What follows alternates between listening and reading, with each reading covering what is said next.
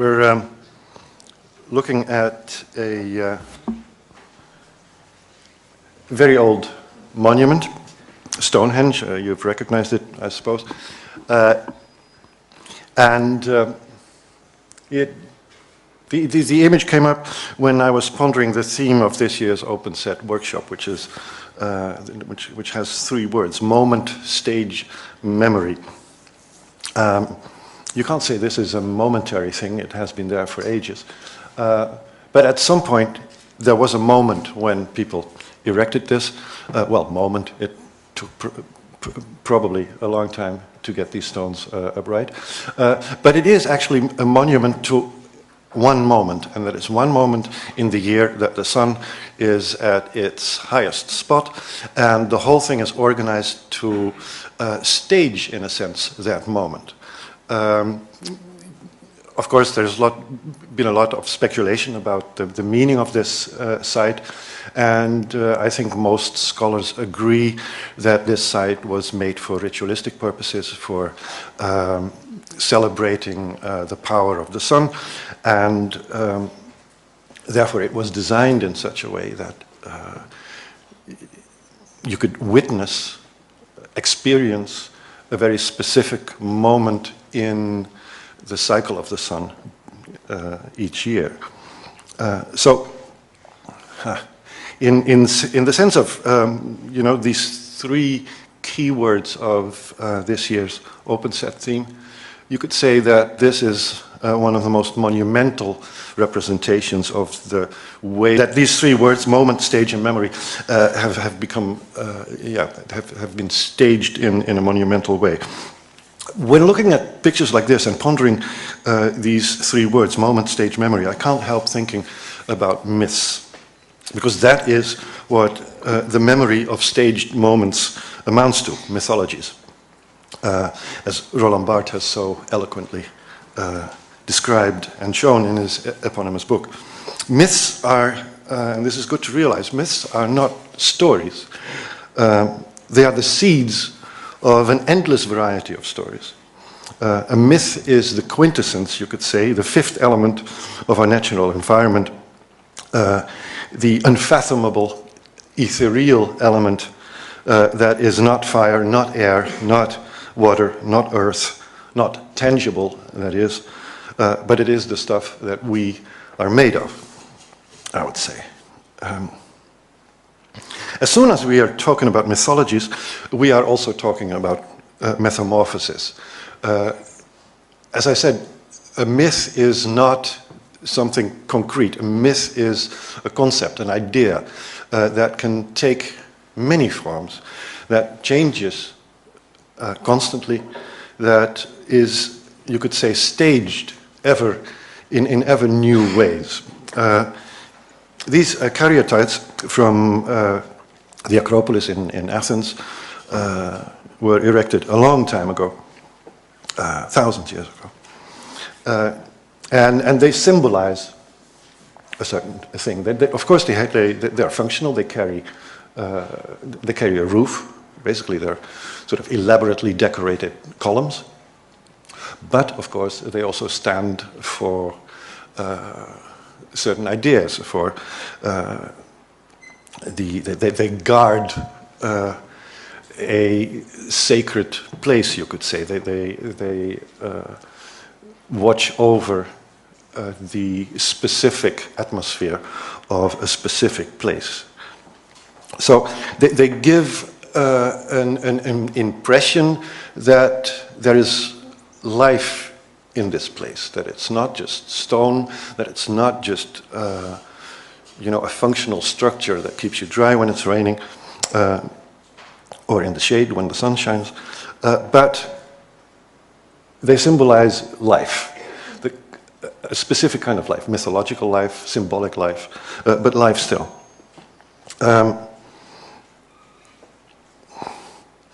They, in other words, represent one materialization of myth, of our memory, let's say of our idealized memory. These kind of myths, these stories, produce endless variations. First of all, they're reproduced, worded in different ways, whether it's literally verbal or in images like this. This already is an interpretation of an interpretation. This drawing from the Karyotypes is clearly made at a time when these temples were in ruins already. Turkish-looking people around it suggest that this is under Ottoman times. And the whole thing with the ruins, the stones that are being repurposed for other functions, the whole thing breathes a kind of nostalgia for a lost past. So now these Karyotypes are standing not for a living, live culture. They're not guarding an environment, a room, a space that is being used for the purpose for which it was built. Now they start representing almost mourning women who tell us of the loss of a civilization. This symbolics of lost civilization, of high culture, of elevated, noble civility has been used outside that location. This is a room in the Louvre, the French royal palace, where they, of course, represent a link that the King of France wanted to make with this ancient Greek civilization. So already you see our quintessence take many forms, which all in one way or another reconfigure all the this quintessence in other tangible ways. They continuously form a new version of it, in which the myth lives on as memory, as stage for new experiences, as a momentary materialization of this eternal quintessential meaning. These signs provoke signification. They're not closed signs in the sense that they stand for something, how do you say it, closed off, sealed, but they're open for repurposing in various situations, always referring back to this what I call quintessence, this essential meaning that is somewhere embedded in the form, in the shape, in the material, as here in a portal of I think it's the Austrian parliamentary building. So they're copied, they're varied on, they're used until they have become such a natural part of our visual environment that one can not only paraphrase them, as was the case here, but also vary on them, just use them decoratively, as in the famous fountains in Paris, or even pervert them and caricaturize them. This is Disney headquarters in Burken, California, designed by Michael Graves, the architect, in 1991. And here you see, of course, the noble, slender female figures that we know from ancient Greece have now been replaced by Disney's seven dwarfs. In the same pose, the same kind of situation. They hold up the roof. And one can only smile at this image. But at the same time, I think it is clearly meant also very seriously, in the sense that it is still a reference to this mythological essence, this quintessence, in this case of classic beauty and nobility. You could say it becomes slightly perverted into pretending classical roots or aspire to classical status, but I think that is exactly what Disney wants to show here. They do aspire to classical status. They are the new Homers, the new Greeks of today's culture. Now, as it goes with myths, they've always inspired us and they've always materialized in images of places and of moments. This is one of those places and moments, a famous painting by Bruegel from 1563. And it depicts one of the oldest myths of Christian culture, which is the confusion of tongues in Babel. It's a big moment in biblical mythology. People who were united at that time started to become more and more powerful and knowledgeable about crafts, etc., etc. And so at some point they decided to build a tower that would raise up into the sky, into the very home of God himself, in order to not just be subject to God, but be literally his neighbor and his equal. Of course, God did not allow that, and he struck the builders who could communicate seamlessly at that point by having them each speak different languages, and that is the mythological root of the fact that we still speak different languages and have sometimes real trouble and often experience an impossibility in understanding each other. So, again, a myth is connected to a specific moment in, imagined or mythological history or symbolized history. And that is the moment when the building of this tower that aspired to the power of God came to a halt because people could not communicate anymore. This confusion of voices can be projected onto other situations, of course. For instance, in this work by Hans van Houwelingen from 1996, where he projects the image of the town hall of Middelburg, or photoshops it more or less into this Bruegel painting, thereby suggesting that Middelburg politics suffers from a similar confusion of voices as the old inhabitants of Babel did. So the critical aspect that Bruegel's painting and that the whole story of Babel has is being reproduced here. There's many variants which testify to the fact that that this Tower of Babel theme has become one of those, you could say, staged memories in which the setting can be reused for staging other contexts. I mean, if you look at the meaning that the combination of these two images can have, then no doubt you will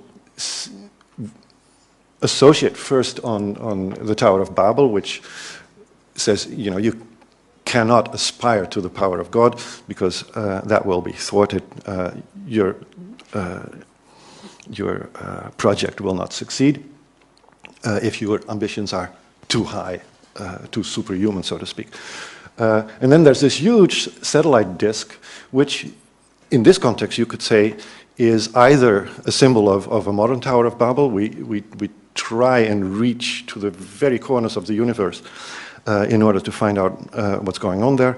And you could also think it literally as an extension of the Tower of Babel, that we're vain enough to pick up a project that was so clearly failed a long time ago by trying it again. And this picture, of course, suggests that it won't be successful either.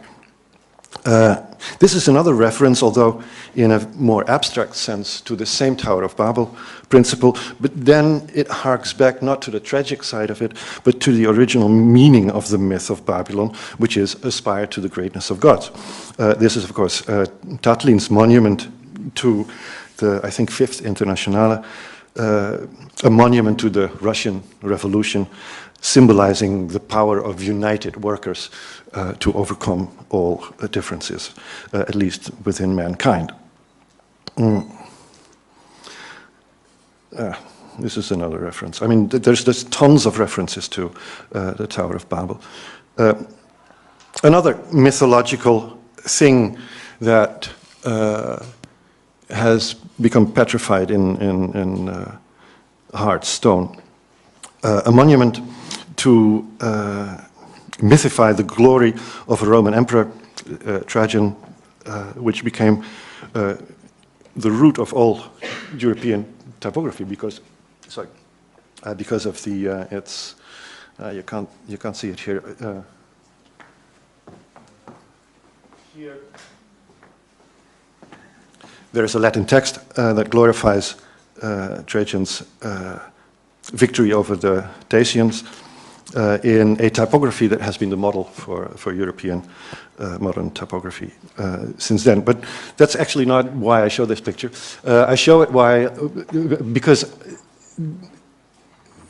this is, you could say, also a kind of archetypal staging of mythified memory that in itself produces an archetype for doing similar things. For instance, as the same artist that I referred to earlier, Hans van Houwelingen, did in early 2002, it is.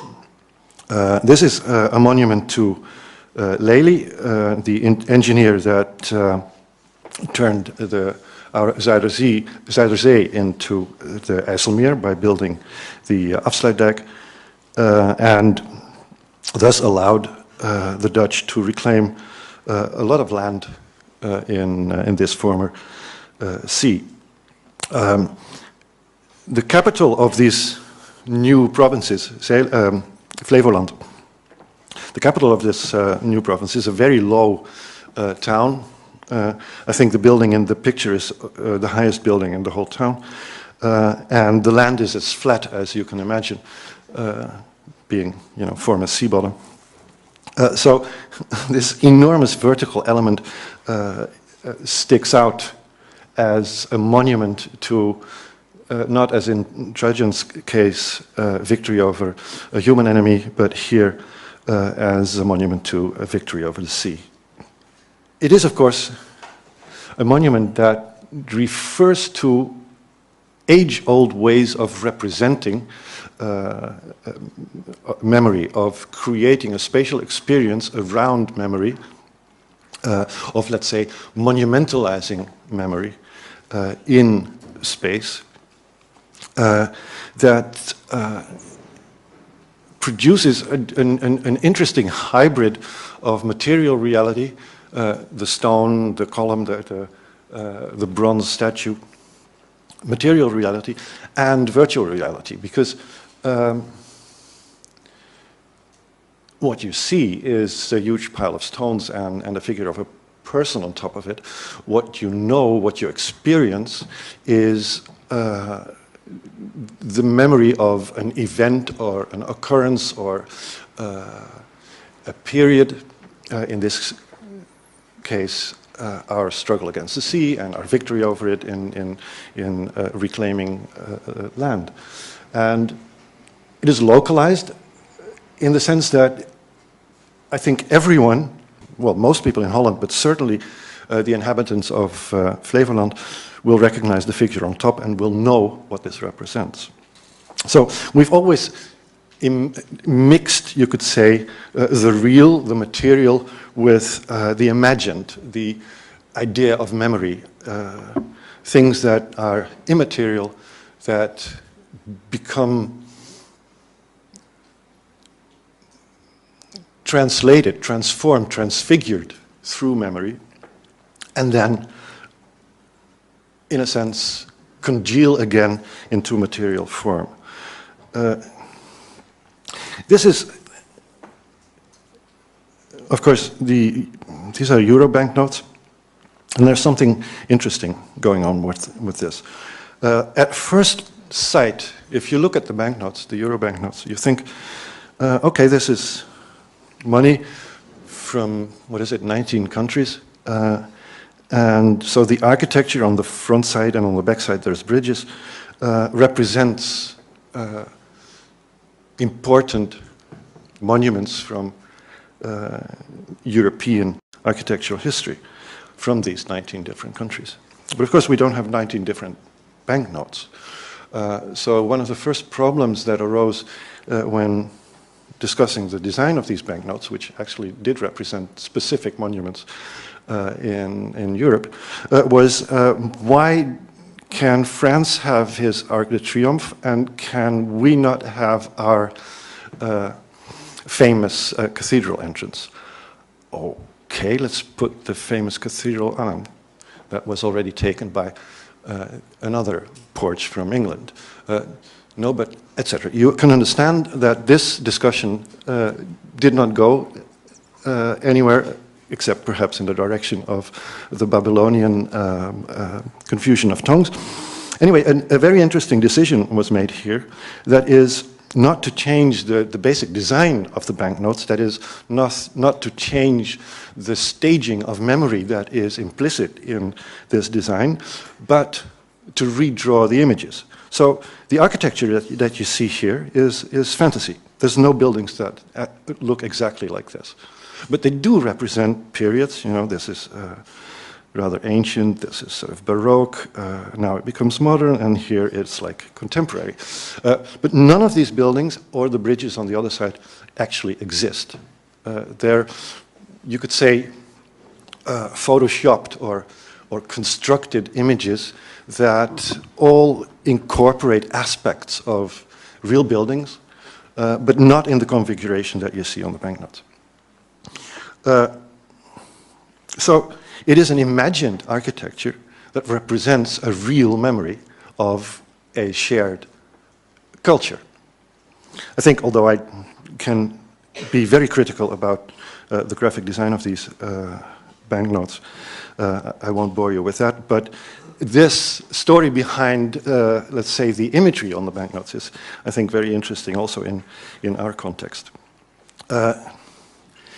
Like I said, we've always mixed the real and the imagined to a point, and this is a good example, where it becomes very hard to discern between the two. This is an ancient building, a very famous villa designed by Andrea Palladio, the Renaissance architect, in around 1550. The Villa Barbaro in Mazères in northern Italy. And the clean classicist spatial forms of Palladio, in this case, have been elaborately painted by another very famous, also in that time, painter, Italian painter, Paolo Veronese. And the painter and the architect almost enter into a competition with each other in who's making the room. Of course, you could say Palladio, you know, makes the room in purely spatial terms. He sets the walls and you know, the overall form. But Veronese adds things to it that give it a totally different expression. He opens up a closed wall. He inserts a fake door, even paints someone who's looking around the corner to strengthen that illusion. He puts fake niches into the walls with figures that at that spot actually should be sculptures, but they're painted as if they were real people. So that is, by the way, a sort of irreality within irreality. I mean, you can make niches for sculpture. Like here, you know, this looks like sort of haute relief, but the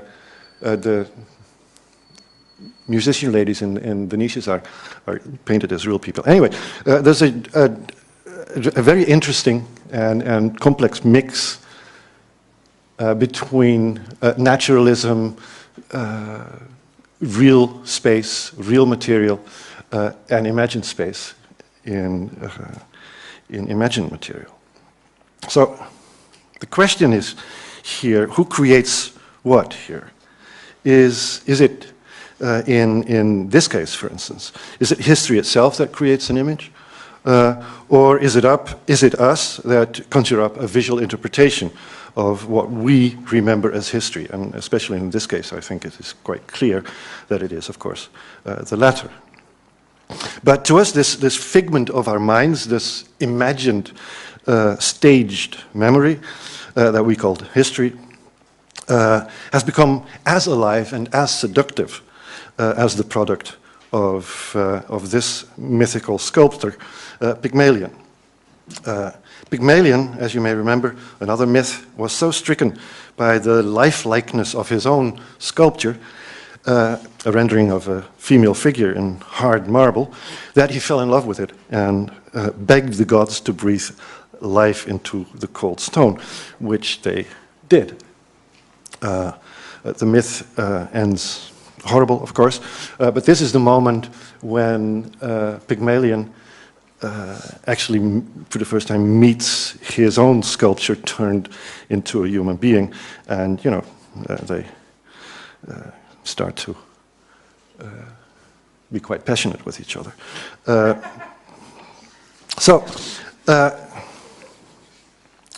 This brings us to the subject of matter and space.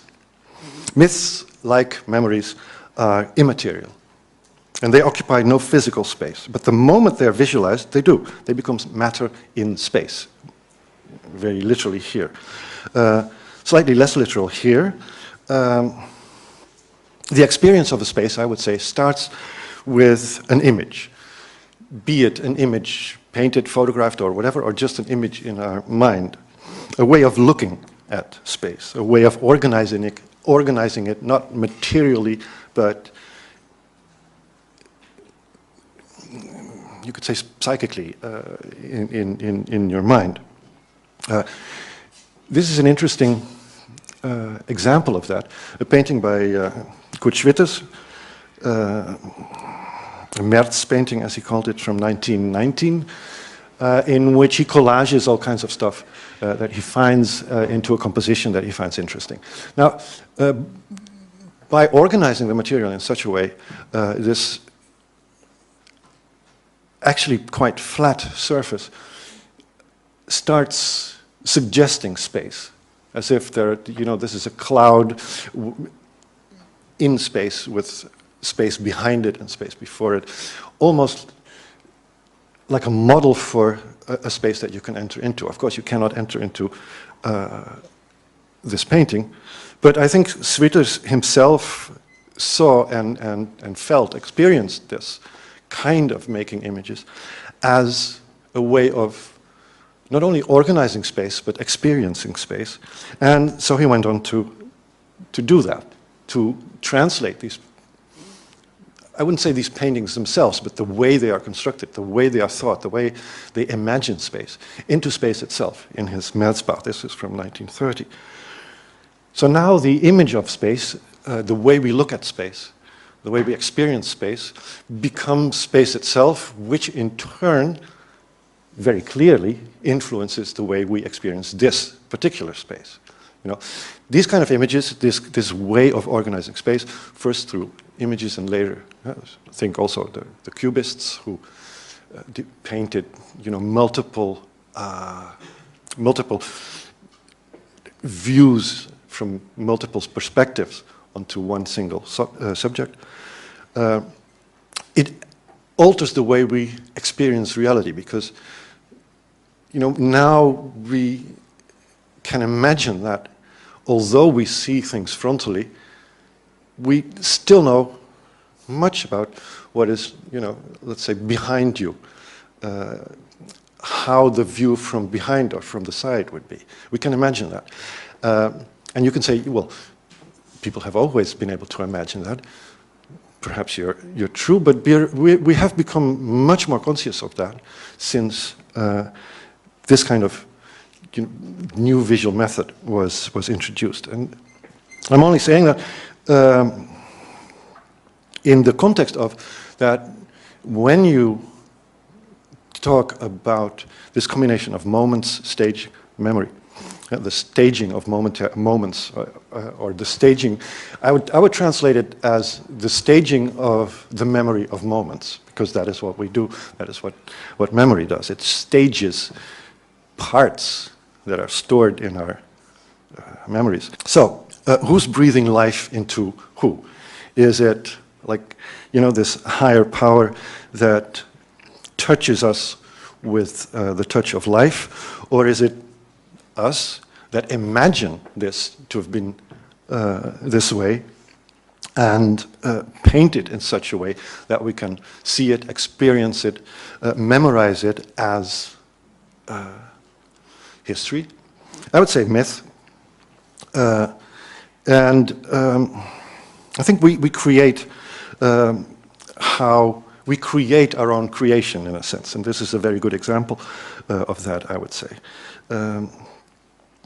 We create mythologies of our own creation, and thereby we create the way we think we are placed in this world, and that in turn we project back onto our material interventions in the world. Like I mentioned, a myth can take any form, many forms, as long as it keeps its quintessence. You would say that stylistically there's a big difference between this image and this image. And of course you would be right. In terms of the quintessence that I refer to, these two images are almost the same. They both depict here a moment, here the process of creation. This is Pygmalion, somewhere around late 90s, who depicts basically the myth of creation by purely using pictograms, which kind of indicates already that this quintessence that I've been talking about can be summarized in very simple means, by very simple means. So you see that in the beginning there was nothing, then earth and water were separated, then there was light, then day and night were created, then the moon, the sun, the moon, the stars, and at some point, life was created, man was created, nature was created, and all of this together means that we can sit under a tree and ponder this whole history. Sort of nicely circular way of connecting a creation myth with our own position today. We are looking at that story that ends up with us.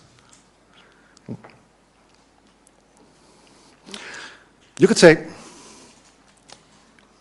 there is this thing outside of us, and whether you call it myth or God or a higher power or spirit, for today's purpose, I don't care.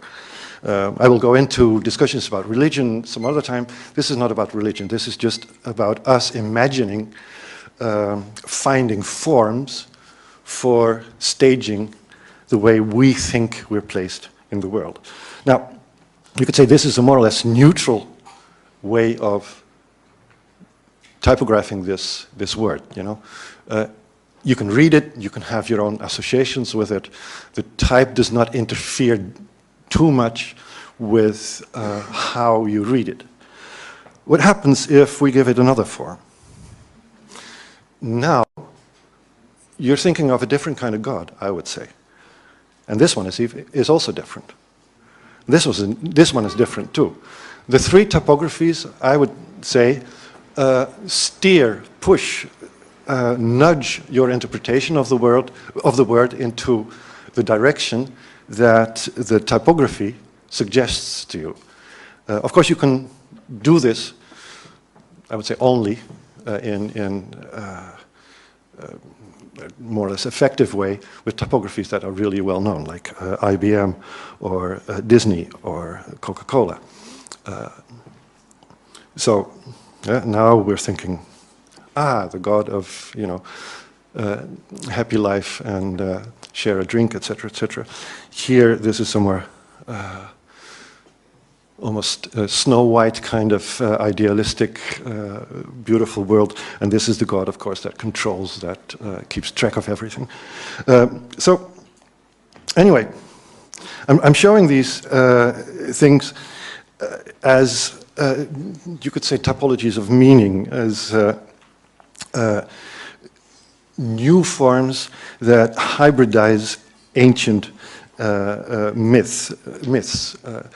That new forms can not, I wouldn't say alter the mythologies that they refer to, but they put them in a new perspective and in a new context.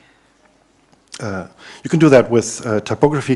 Of course, it's being done all the time in advertising in our cities, where the cities have become one big text of promises made to us, mythologies that are being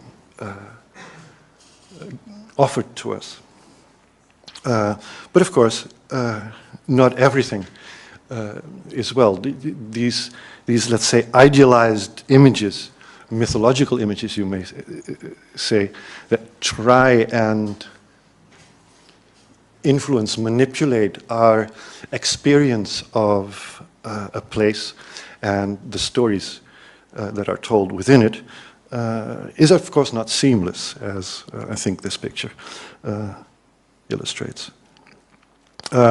So you could say that there's a constant clash between myth and reality, between the quintessential meaning an image or a monumentalized moment can have, and the way you can interpret it and employ it. I'll give you one more example of it. This famous photo by Joe Rosenthal, shot at February 23rd, 1945 at Iwo Jima Island, that the Americans conquered on the Japanese at very high cost. This is the moment when the American flag was raised on top of a hill after a very hard battle. Of course, this is a very well documented photo.